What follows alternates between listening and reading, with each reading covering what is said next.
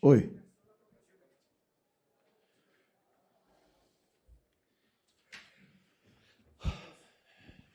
Olá, Rogério. Boa noite, bom dia, não sei, já passou, né? Bom dia. Queria falar com você sobre o lance mais decisivo do jogo, né? A falha defensiva, o torcedor ficou na bronca mais uma vez com o goleiro Ronaldo. Queria saber de você mais uma vez. Você tem indicado algum reforço para essa posição? Ou você entende que os 3 que você tem no momento dá para levar até o final do ano? Porque a gente acaba vendo em alguns jogos alguns erros primários nessa posição do gol, tanto com o Marcos Felipe, agora com o Ronaldo. Sobre falar nomes, essas coisas, eu não vou fazer isso. Acho injusto nesse momento. Eu vim aqui numa entrevista depois de um empate com uma análise. Eu não vi ainda todos os gols, eu vi posicionamento e tudo.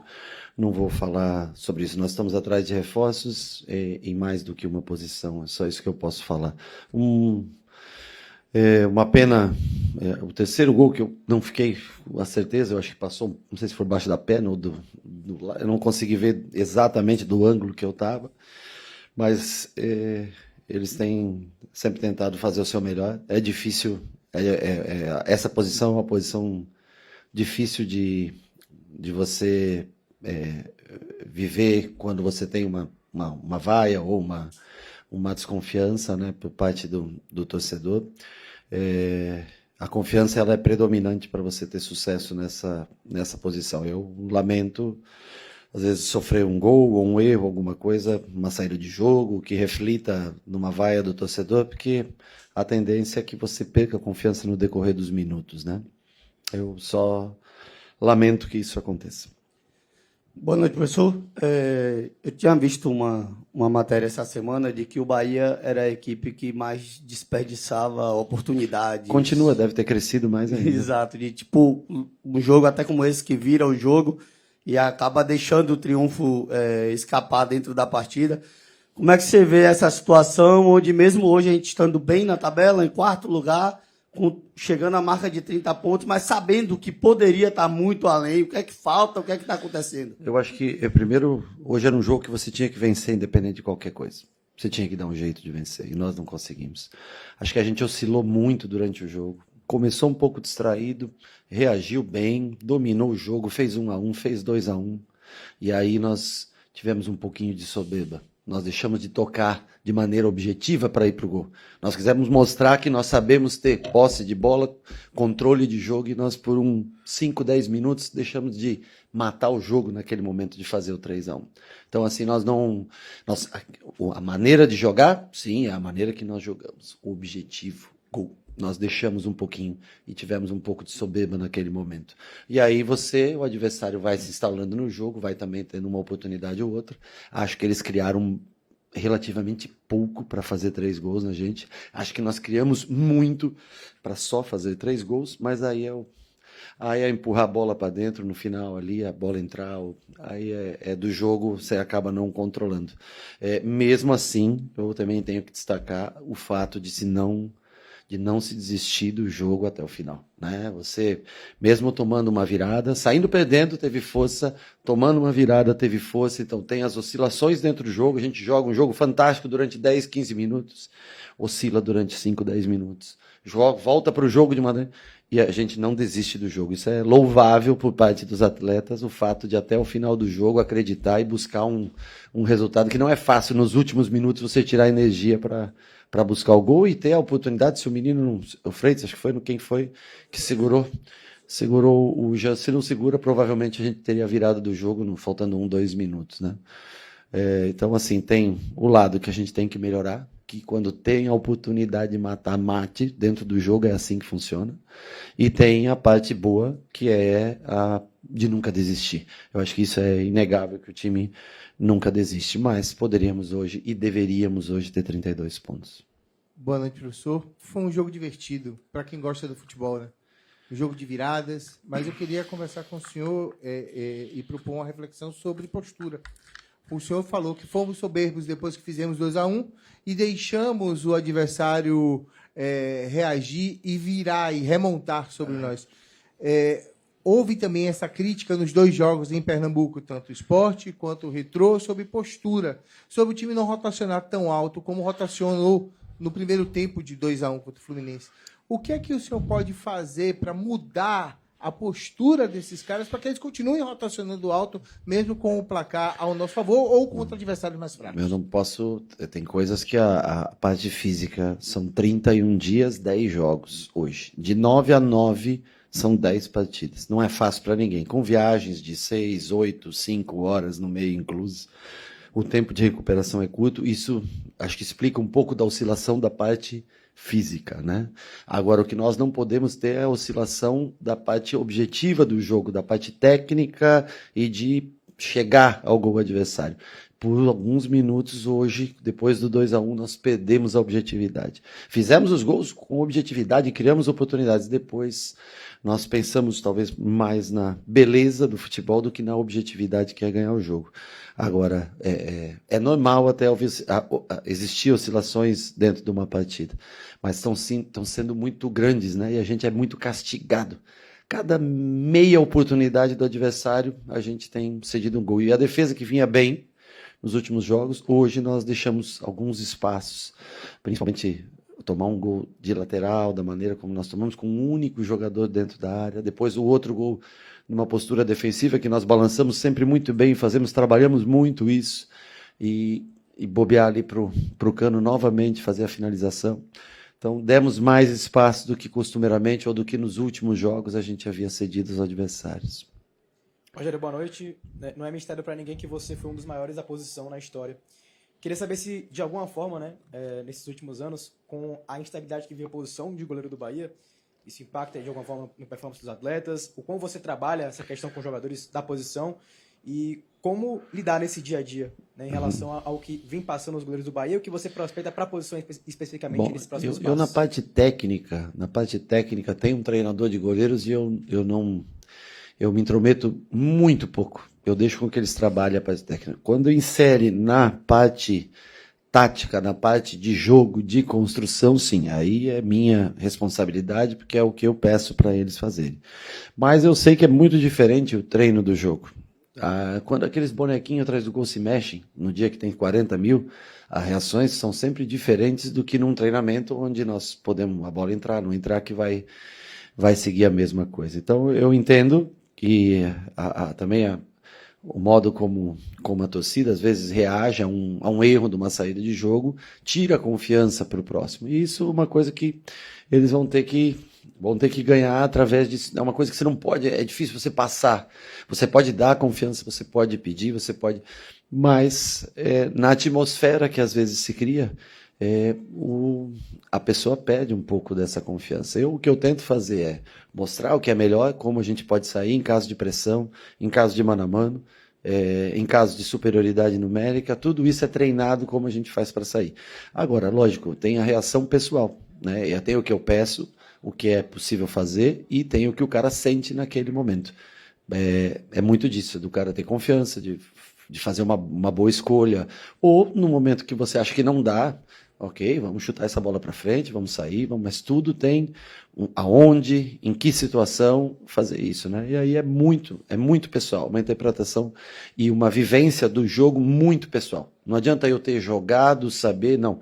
É o que passa na cabeça de cada um deles, o que eles sentem naquele momento. É muito emocional do que eles sentem. Não é só a parte técnica. É tudo que se passa mentalmente para que eles possam exercer. Por isso que eles têm a opção, o direito de fazer a bola longa quando necessário, e quando eles se sentirem à vontade para construir, é o melhor jeito que tem para a gente jogar.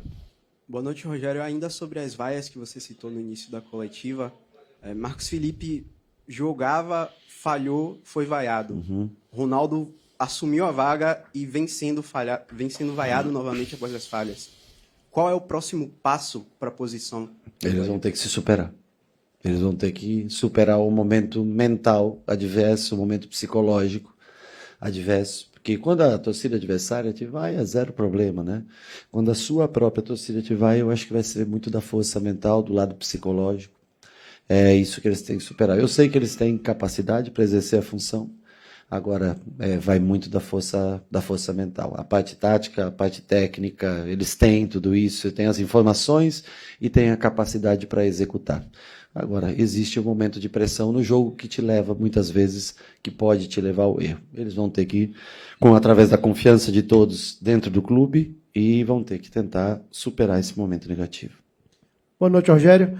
É justamente esse ponto que eu gostaria de abordar com você, com relação ao mental. Na última entrevista coletiva, eu falei com você sobre isso, e a gente percebe que, com a tecnologia, as equipes se preparam melhor, analisam melhor o adversário, mas na hora do jogo, muitas vezes, aquilo que a gente viu não consegue funcionar, e aí o mental faz com que o erro aconteça. Você está falando, nesse trabalho que tem que ser feito, de que forma pode ser fortalecido esse mental para que os atletas tenham esse rendimento, lembre-se daquilo que foi planejado, ou que possa agir com assertividade melhor para que as coisas possam dar certo na sequência dos jogos? Acho que primeiro é tentar construir uma atmosfera favorável para você dentro do estádio. E eu acho que para isso acontecer, vai ter que ter uma força interior muito grande da parte deles, de qualquer um dos 3 goleiros que nós temos hoje.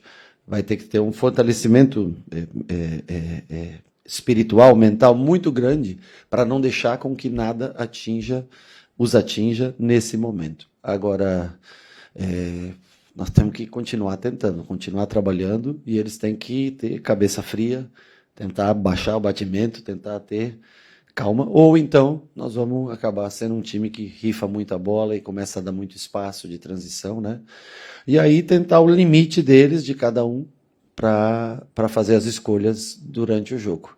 E se não se sentir confiável, não se sentir confortável para executar o jogo combinado como nós fazemos, aí nós temos que tirar o time e, logicamente, ir para uma segunda opção, que é nas bolas longas. Rogério, boa noite. Thiago Tolentino, do Bahia Notícias. Quero falar um pouco sobre esse primeiro turno, né? A equipe hoje vencendo, conquistaria a sua melhor campanha, né, de primeiro turno dos pontos corridos do Brasileirão. Hoje, infelizmente, não foi possível, mas dá para tirar algo positivo, duas coisas positivas disso, que são os 7 jogos sem perder no Brasileirão e também se mantendo, né, no G4. Eu queria te perguntar, pedir para você fazer um comparativo do primeiro turno de 2024, onde foi o maior recorde de pontos, pontos corridos no primeiro turno, e com esse primeiro turno da temporada atual. Olha, eu acho que nós jogamos melhor esse primeiro turno do que o primeiro turno do ano passado, apesar da pontuação ser parecida, mas eu acho que a gente cria mais. Esse time desse ano é um time mais criativo, mais agudo, tem mais jogadas de 1 para 1, é um time que joga na maioria das vezes, quando, né, teve Pulga e Ademir ou Kaique, enfim, tenta a maioria do tempo ter dois jogadores de 1 para 1 do lado, por isso acho que cria tantas oportunidades de gol, né? Esse ano, diferente do ano passado, o Juba fazendo um grande ano, acho que em matéria de construção, tem sido também um ponto diferencial para a gente, né? Quando ele não joga pela largura, como foi na parte final, quando o Cauli entrou, era um jogador que joga por dentro e joga bem. Então, acho que a gente cria mais, até, eu não sei os números, tá? Mas o que eu sinto do jogo é que a gente está mais próximo do gol, mais oportunidades claras de gol.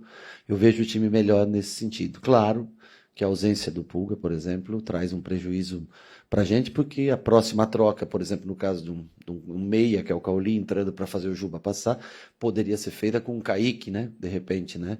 A entrada do Thiago, que é um garoto ainda, poderia ser feita com a entrada do Kaique do lado do pé bom, que ele gosta, que é o lado do Ademir.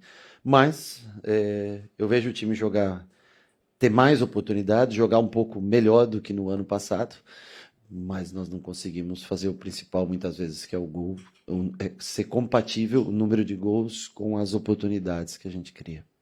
Boa noite, Rogério. Você entendeu que as falhas que aconteceram hoje, elas foram um misto de individual e de posicionamento da equipe? Olha, eu acho que o primeiro gol de lateral foi uma desatenção. Nós não poderíamos ter só o Cano, que é um jogador que tem como principal a finalização, um jogador que, se qual que é o ponto-chave, finalização, nós não poderíamos ter deixado só.